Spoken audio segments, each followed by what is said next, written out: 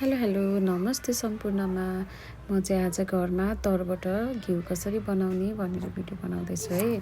यो चाहिँ मेरो 1 लिटर दुधबाट बनेको तरू, लगभग 10-11 दिन जतिको तरू। यो दुध मजाले तताएर डिप फ्रिजमा राख्ने 3-4 घन्टा, अनि बाक्लो तर निस्किन्छ। त्यो तरलाई चाहिँ 10-11 दिनसम्म जम्मा पारेर यति बनाएको मैले।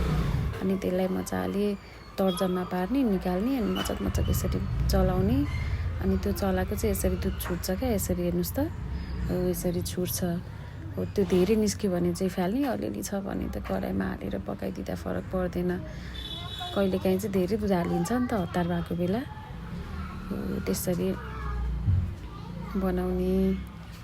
अनि यसरी चलाएँ मैले, हेर्नुहोस् त। यो पहिला त हाम्रो मम्मीहरूले यसरी बनाउँदा डल्लै नुहाउनु निस्किन्थ्यो क्या।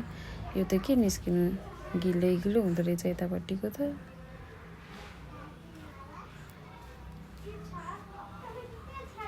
यसरी कराईमा हालेँ अनि बसालेँ।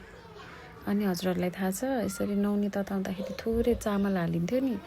हो त्यसलाई के भन्छन् भन्नुहोस् त। हाम्रोतिर त हामी बिलौनी भन्थ्यौँ। त्यो चाहिँ सानोमा एकदमै खाइन्थ्यो क्या। मलाई चाहिँ मनपर्छ एकदमै।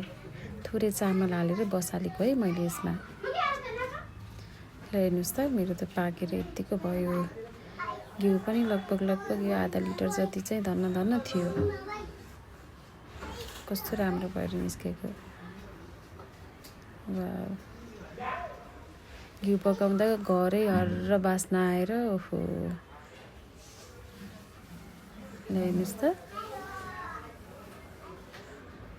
हो त्यो चाहिँ चामल हालेर बिलाउने बनाएको क्या।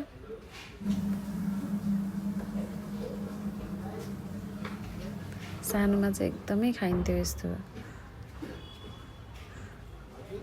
ल हेर्नुहोस् है, अब कति घिउ भयो देखाउँछु म हजुरहरूलाई। ल हेर्नुहोस् त।